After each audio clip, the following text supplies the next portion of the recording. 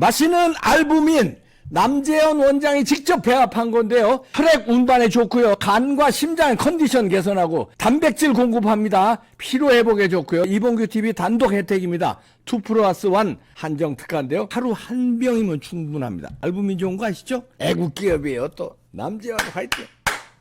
유명한 사람의 글이나 평론을 소개하는 유평 시간인데요. 오늘 유명한 사람은 NNP의 홍성구 기자입니다. 이 분석 기사가 아주 중요한데요. 한미일보에도 실었네요. 제목이 중국, 미국 유권자 파일에 접근했었다. 부제목은요. 바이든 행정부가 2020년부터 해당 사실 알고 있었다는 증거 드러나. 일단 그대로 읽어드립니다. 미국의 보수 매체 저스트 더 뉴스가 현지 시간 16일 보도한 기밀 해제 문건에 따르면 2020년 대선 당시 중국이 가짜 미국 운전면허증을 이용해 조 바이든 후보를 위한 투표에 개입하려 했다는 첩보를 FBI가 인지했던 것으로 드러났다.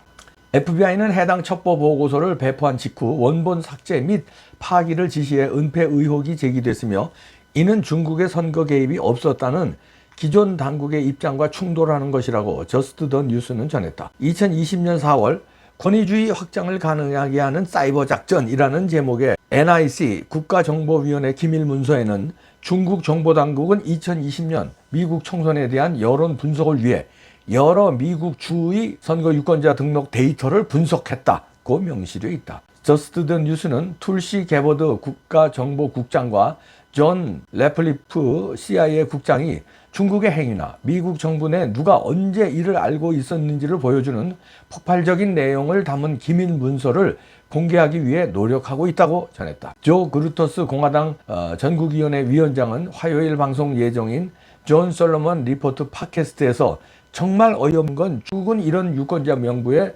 접근할 수 있는데 우리는 그렇지 못하다는 사실이라고 말했다. 미국 정보기관들이 2020년 봄부터 중국이 여러 주의 미국 유권자 등록 데이터에 접근했음을 보여주는 여러 건의 미공개 보고서와 그러한 정보 유출을 언급하는 몇 건의 완성된 정보 보고서를 보유하고 있으며 그 중에는 대통령 1일 브리핑 자료도 최소 한 건이 포함되어 있다고 밝혔다. 하지만 바이든 행정부가 기밀 해제한 국가정보국 DNI 문서의 해당 구절만이 공개적으로 이용 가능한 유일한 증거라고 저스트 더 뉴스는 전했다. 유권자 등록 데이터는 운전면허 정보와 사회보장번호 일부를 포함한 민감한 개인 식별 정보가 담겨 있어서 여러 민주당 주에서는 트럼프 행정부 법무부가 이를 입수하지 못하도록 막으려 하고 있을 정도다. 외국 세력의 손에 이러한 데이터가 들어가면 선거에 영향을 미치기 위해 고안된 사회적 페르소나를 모방하거나 부재자 투표를 신청하여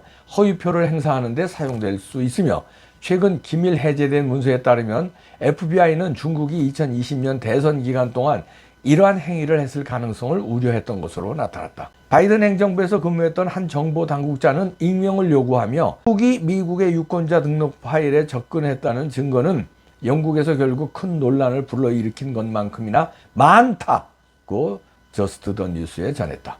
이 관계자는 2020년 2월 백악관 브리핑 당시에는 이미 이 사실이 알려졌고 2020년 4월에는 사이버 해킹 보고서에 포함될 만큼 널리 알려졌다면서 이렇게 오랫동안 비밀로 유지되었다는 것은 정말 놀라운 일이라고 덧붙였다. 전 NIC 요원 크리스토퍼 포터는 저스트 더 뉴스에 우리는 2020년 4월까지 중국 정보기관이 여러 주의 유권자 등록 데이터를 확보하고 2020년 대선을 염두에 두고 분석하고 있다는 사실을 알고 있었다.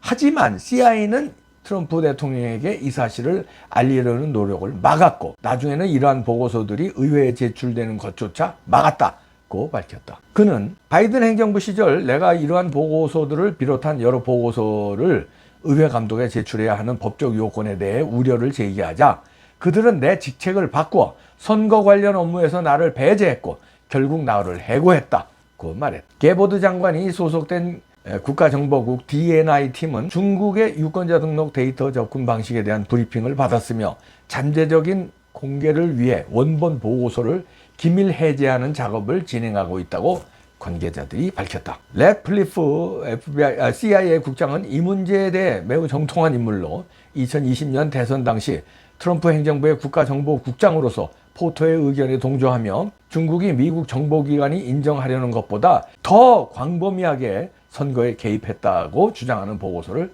작성한 바 있다. CIA 정보국장 리즈 라이언스는 저스트 더 뉴스에 선거의 공정성은 우리 공화국에 매우 중요하며 래플리프 국장은 미국의 적들이 이를 훼손하려는 모든 시도에 대해 드러나게 하고 책임을 물을 것이라는 점을 분명히 했다고 밝혔다. 중국이 미국 유권자 데이터에 접근했다는 사실이 드러난 가운데 상원 의원들은 이번 주 트럼프 대통령의 최우선 과제인 미국 구하기 법안을 논의할 예정이다.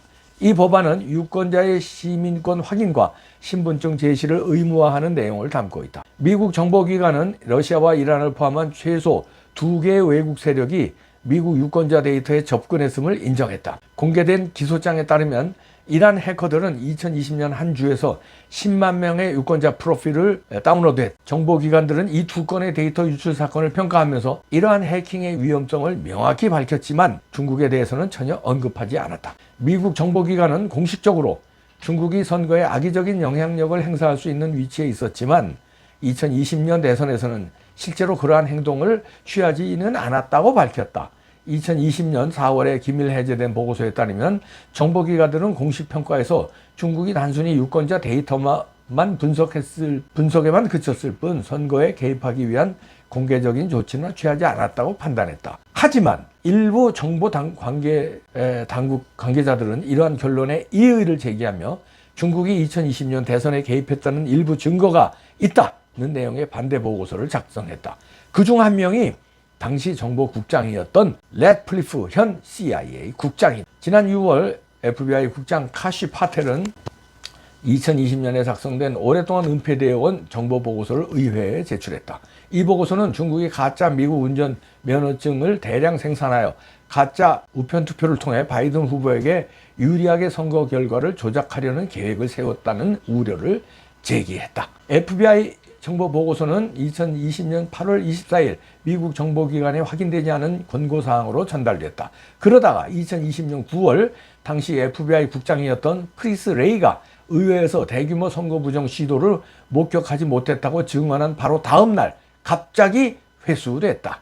검증되지 않은 이 정보보고서는 2020년 8월 말 중국 정부가 미국 대선 후보 조 바이든을 위해 수만 표의 부정 우편 투표를 조작하기 위해 미국 내 동조자들에게 미국 운전면허증을 제작 및 수출했다라는 직설적인 제목을 달고 있었다. 해당 보고서는 곧바로 회수됐고 정보기관들은 보고서의 주장을 제대로 조사할 기회도 갖기 전에 정보를 삭제하라는 지시를 받았다. 미국 관세 국경보호국 CBP는 2020년 7월 시카고 오헤어 공항에서 위조 운전면허증이 CBP 직원들에 의해 계속해서 발견되고 있다고 밝혔다.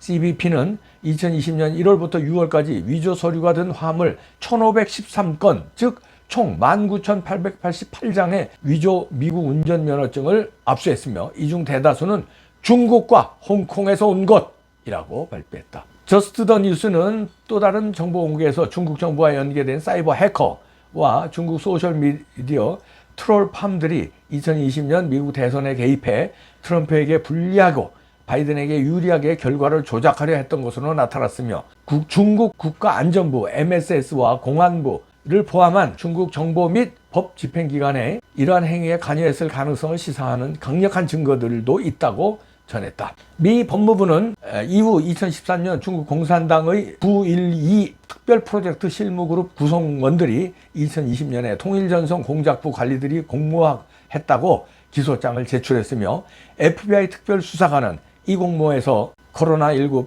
팬데믹, 홍콩 사태에 대한 미국 정부의 대응, 조지 플로이드 사망 이후 미국 내 시민 소요 사태, 그리고 2020년 대통령 선거와 관련된 주제들이 포함됐을 가능성이 높다고 주장했다. 그리고 중간 생략을 하겠습니다. 그리고 마지막에 법무부는 표적 삼은 미국 정부 관리들이 백악관을 포함한 여러 연방 부처 및 기관에 걸쳐 있으며 2020년 대선을 앞두고 양대 미국 정당의 선거운동 직원들도 표적에 포함되었다. 덧붙여. 기소장에는 MSS 연계 해커들이 2020년 벌인 구체적인 활동들이 명시되어 있는데 공모자들은 2020년 3월부터 대선 캠페인에 고위 참모진 여러 명의 이메일 계정을 표적으로 삼기 시작했다고 적혀 있다. 자, 이렇게 긴 기사죠. 미국의 NMP의 홍성구 기자의 기사인데 아주 깁니다. 그 중간에 조금 생략을 했는데 지금 미국 정선거 이거 밝히는데 우리가 보도 안 해서 그렇죠. 지금 총력전을 펼치고 있습니다. 미 법무부 지금 오늘 소개해드린 것도 있지만요. 미 법무부가 중국에 대해서 많은 그 자료를 확보했어요. 중국이 선거 개입했다는 자료를. 그리고 미국 국가정보국 파악했고요. 이거를 미국의 보수 매체 저스트 더 뉴스가 기밀 해제 문건을 보도했네요. FBI가 그 당시에 이거를 바이든 정부 때 인지를 했는데 그거를 막았다.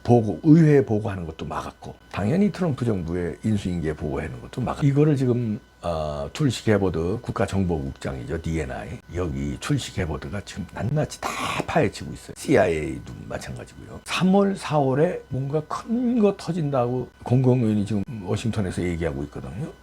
지금 그 전에 이렇게 하나씩 나오고 있습니다. DNI에서 이런 게. 그러니까 부정선거에 관한 게 엄청나게 큰 거 터진다는 거죠. 그거야 뭐 우리가 대충 예측할 수 있죠. 여기 나온 것도 그런 거고. 그건 일부분을 지금 하나씩 던지는 걸 거예요. DNI가 다 잡았다. 미 법무부도 이거 다 잡고 있다.